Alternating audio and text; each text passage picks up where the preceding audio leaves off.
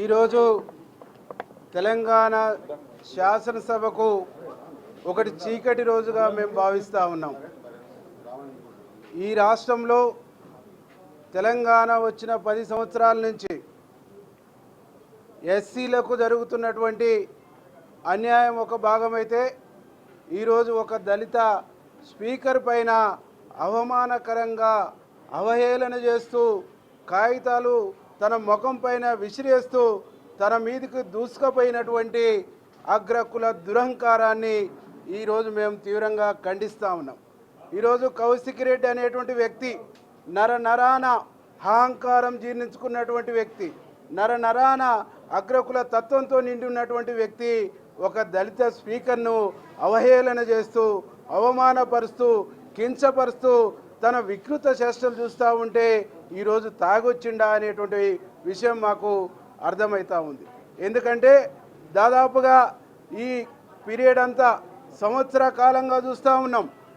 కౌశిక్ రెడ్డి వ్యవహార శైలి మొత్తం యావత్ తెలంగాణ సమాజం మొత్తం చూస్తూ ఉంది. గౌరవ ముఖ్యమంత్రి పైన, గౌరవ మంత్రుల పైన, మా ప్రభుత్వం పైన, ముఖ్యంగా దళిత వర్గాల పైన తను చేస్తున్నటువంటి అహంకారపూరితమైన దుర్మార్గపూరితమైన ఆరోపణలు కానీ, దుర్మార్గపూరితమైన వికృత కోతి చేష్టలు కానీ ఈరోజు తెలంగాణ సమాజం గమనిస్తూ ఉంది.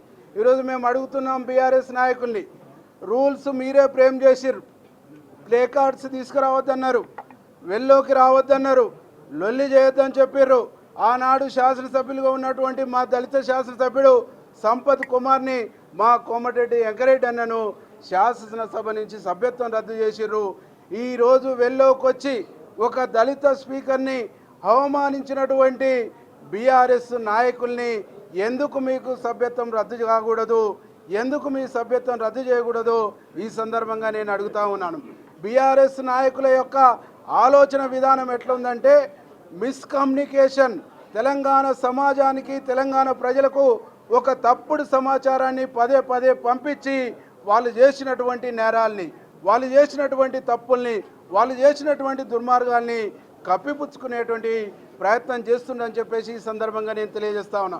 ఈరోజు ఈ ఫార్ములా విషయంలో కేసు నమోదైంది, సిబిఐ ఎంక్వైరీ చేస్తుంది.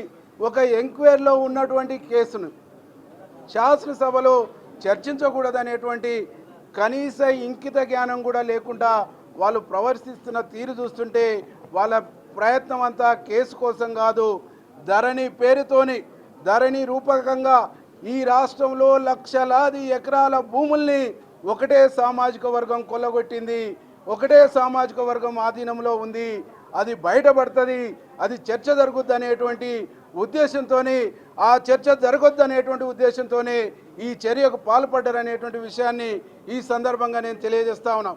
తెలంగాణ సాయుధ పోరాటం నడిచినటువంటి కాలంలో 10 లక్షల ఎకరాల భూముల్ని ఎస్సీలు, ఎస్టీలు, బీసీలు వాళ్ళ ఆధీనంలో ఆ ఉద్యమ కాలంలో పొందినటువంటి విషయాన్ని ఈ సందర్భంగా నేను గుర్తు చేస్తా ఉన్నా.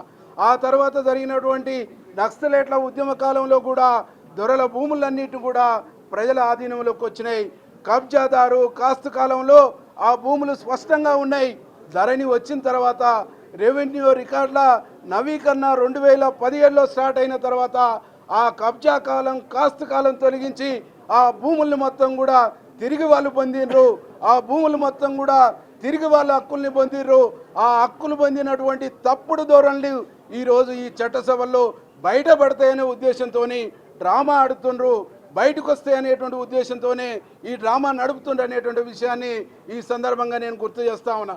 ఈరోజు తెలంగాణ సమాజానికి మేము ఒకటే చెప్తా ఉన్నాం, ధరణి అనేటువంటిది 2017 నుంచి 2020 వరకు పార్ట్ బి ఫామ్ 1 బి ఫామ్లో పార్ట్ 1 పార్ట్ బి కింద చేర్చినటువంటి వాళ్ళు 1బిలో ఈ అన్నిటిని కూడా 20 లక్షల ఎకరాలు పార్ట్ బిలో చేర్చి అవన్నిటిని కూడా మాయ చేసి మోసం చేసి వీళ్ళు కాజేసిర్రు, వీళ్ళు దోసుకున్నారు. ఈ దోసుకున్నటువంటి భూముల వివరాలు ఈరోజు మా ముఖ్యమంత్రి గారు, మా రెవెన్యూ మంత్రి గారు ప్రజల ముందు పెడతారు, చరిత్ర వాస్తవాల్ని చెప్తారు. ఈ చరిత్ర బట్టబయలైతే ఒక్కొక్క బీఆర్ఎస్ నాయకుడు తన పేరు మీద, తన బినామీల పేరు మీద ఎన్ని వేల ఎకరాలు పోగు చేసుకుర్రు. అది నిజామాబాద్ అయినా, అది కరీంనగర్ అయినా, అది సిద్దిపేట అయినా, అది మహబూబ్ నగర్ అయినా, నల్గొండ అయినా, హైదరాబాద్ అయినా ఈ భూభాగవతం అంతా బయటపడుతుందని వాళ్ళు కావాలని మా స్పీకర్ను అవమానిస్తున్నారు. కాబట్టి మా స్పీకర్ను అవమానించిన బీఆర్ఎస్ నాయకుల యొక్క సభ్యత్వం రద్దు చేయాలని చెప్పేసి